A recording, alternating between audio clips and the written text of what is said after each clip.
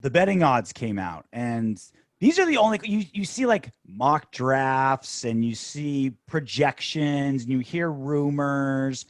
Those all exist with no backing.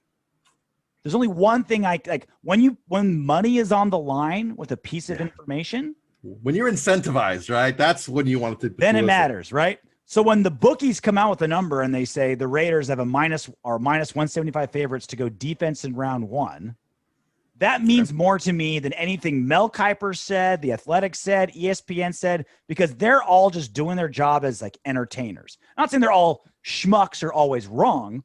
I'm saying the stakes for them being wrong are almost zero. There's no consequences. There's really no consequence. The stakes for these bookies being wrong could cost millions. Yep. So my eyebrow raised a little bit when the Raiders at minus 175 favorites to go defense in round 1. Not that, on the surface level, you're like, yeah, the defense is trash. Of course they should. But then you realize, as bad as the defense is, the biggest hole on the team is right tackle. It's a draft full of really good right tackles. You'd think they'd go best on the board when 17 rolls around. But according to the bookies, they're going to go defense. Yeah, I mean, you either take one of the safeties if they're available, or that kid out of Penn State, Micah Parsons, man, like a linebacker. He's, Todd McShay called him the best defensive player in the draft. But he's going to drop because he's a fucking head case, man. He's an attitude problem.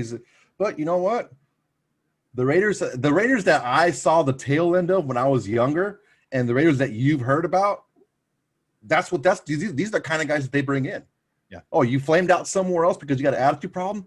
That's fine. Thank you. Come bring your attitude over here and let's win some games. The Raiders still do it. Richie Incognito, Aldon Smith. We'll get to him later. Oh, Jesus. Like that's still a thing. That's still a thing with the Raiders. Again, even AB. He was a head case with the Steelers, skeeting on everyone's back, and now he's that sure panned out, didn't it? Yeah, right. I would be shocked because like there's one unit that doesn't need the whole defense needs help, right? All 3 levels, but the one unit that should be in the best situation is linebacker, Littleton, Kwiatkowski, and Morrow, and also like those are 3 when we're in 4-3. And Gus Bradley likes to go 4-2-5 a lot. So there's only going to be 2 of those guys in the field at one time. Look, what I love that Micah Parsons on our defense, absolutely. Fuck yeah. But that's the one unit on defense where you're like, okay, that's the one unit we're not desperate for starters. Everything else we can use some starters. Edge rush. We signed 900 defensive tackles.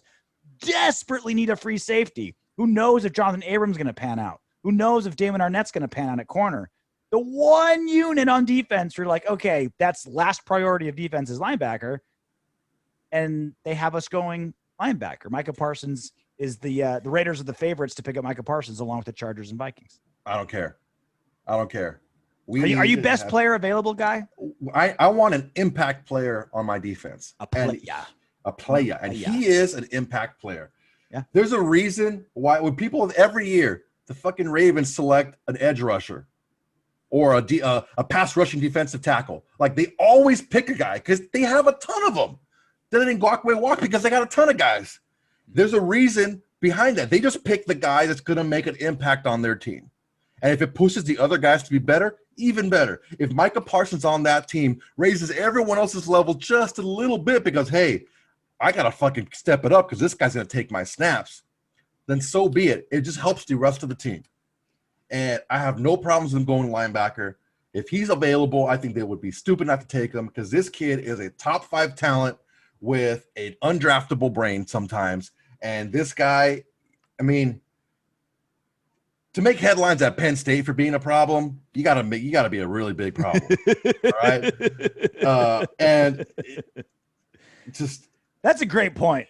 There's a stand-up comedian that had this great bit about how George Bush got a DUI in the 70s in Texas. And he's like, you know how drunk you have to be to get a DUI in Texas in the 1970s? Like normally they're just like, oh man, they pull you over and they're like, hey sir, you're hammered. You get back in your truck and you drive straight home. All right. Dump that beer out and get out of here. Yeah. You get out of here. But hey, is that bottle of tequila sealed? Okay, make sure it stays that way. Now get out of here. You finish that bottle and leave. You do not stop at the liquor store and get another one. You finish that bottle and drive straight home. He must have plowed through like a retirement home or something. Like, Jesus, like what the hell? What the hell did he do to get stopped?